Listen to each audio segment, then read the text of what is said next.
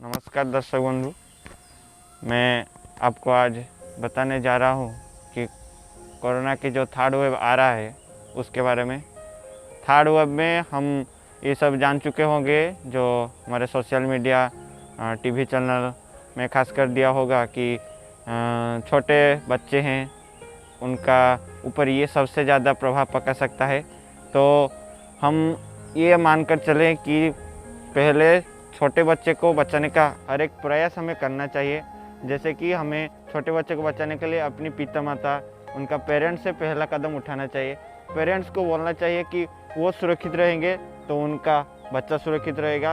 उनका हाथ ये होता है कि उनका सुरक्षित होने से उनका बच्चा सुरक्षित रह सकता है, उनका बच्चा सुरक्षित रहने से उनका परिवार सुरक्षित रह सकता है। अब बात होती है कि थर्ड वेव को हम कैसे फेस टू फेस उसका प्रतिकार करें।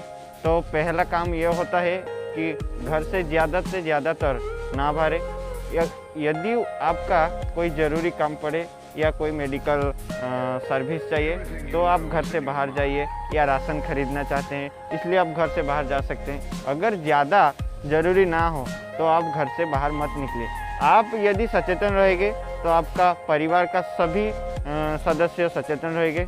तो इसलिए मेरा आपसे ये विनती है कि आप इस थर्ड वेव को फेस करें, जो कि हमें इस वर्ष का सितंबर के महीने को आ सकता है। इसलिए मैं आपसे ये बोलना चाहता हूँ कि आइए इस कोरोना के थर्ड वेव के साथ ज़्यादा से ज़्यादातर मजबूत होकर लड़िए। और एक बात वैक्सीन की आती है। सरकार, केंद्र सरकार या राज्य सरकार हमें हमेशा कह रहा है कि वैक्सीन लीजिए। अगर आप वैक्सीन के 2 डोज लेंगे तो आपके अंदर रोग प्रतिरोधक शक्ति का मात्रा है वो वैक्सीन ले के ठीक समय बाद नहीं बढ़ेगा, आपको इंतज़ार करना चाहिए।